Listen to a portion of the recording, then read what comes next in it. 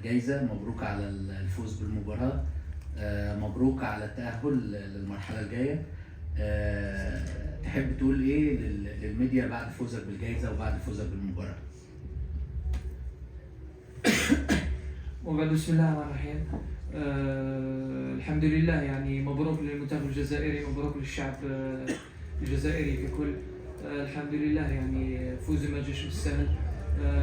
وين وفقني الله عز وجل وين دخلت، تقدر تقول اني قطفت ثمار التعب اللي تعبوه صحابي طيلة المباراة.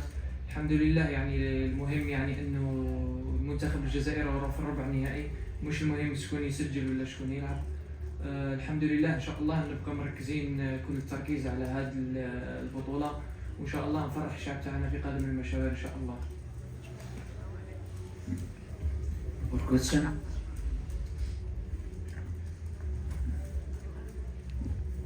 مهدي ديالتوك. عادل، دخلت في المباراة الأولى، بعد ثلاث مباريات اللي وراها ما في المباراة ما دخلتش، واليوم جاتك الفرصة، كيفاش كنت تستنى يعني الفرصة هذه باش تعاود تدخل وتسجل؟ والله الحمد لله، يعني كما قلت لك أول شيء توفيق من الله عز وجل. في دورات مغلقة يجب على كل اللاعبين يكونوا يعني مركزين، مش المهم يعني شكون يلعب، ولا لازم يكون عندك مجموعة قوية، مجموعة متماسكة، سواء ال 11 لاعب اللي يلعبوا ولا اثنين اللي يطلعوا المدرجات ولا الاحتياطيين.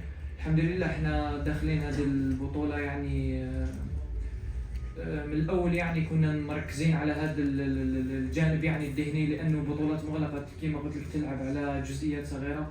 الحمد لله وفقني ربي وسجلت اليوم وفرحت الشعب الجزائري. ان شاء الله نزيدون نفرحوا المباريات المقبله ان شاء الله.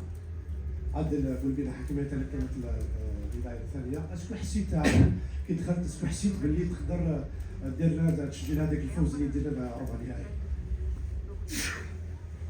والله كان عندي احساس اني قادر نسجل، بس بجماليه الهدف يعني ما حسيتش يعني انه راح يكون جميل لهذه الدرجه. الحمد لله، والله كما قلت لك يعني توفيق من الله عز وجل، نحمده ونشكره، وان شاء الله نزيدوا نفرحوكم يعني ان شاء الله في القادم المباريات. Je peux parler en français? Oui. Bonjour, ici Mustapha Kessous, Le Monde. Je voulais savoir, est-ce que vous avez eu l'impression de jouer à domicile ici à Rabat, comme en Algérie, avec tout ce public algérien qui était derrière vous? الشعب الجزائري والجمهور الجزائري يعني خاصة موجود في كل مكان. يعني لو نلعبوا كما يقول لك، لو نلعبوا في الهند نلقاو يعني المشجعين تاعنا، ونلقاو يعني لأن الجمهور الجزائري معروف يعني. الحمد لله استغلينا هذه وين لعبنا القرعة يعني جاتنا باش نلعبوا في هذا الملعب. الحمد لله، ان شاء الله يزيدوا يساندونا ونكونوا قد المسؤولية ونحققوا الفوز في ربع النهائي ان شاء الله. Hervé Pelot du journal L'Équipe.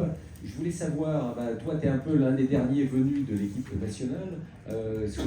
C'est finalement grâce à la Coupe arabe que peut-être que tu es là. Je veux savoir qu'est-ce que ça t'avait apporté ça. Est-ce que c'était une surprise pour toi d'être dans le groupe? Oui, والله يعني لطالما يعني حلمت باش يعني نكون في المنتخب الاول ونشرف يعني الرايه الوطنيه.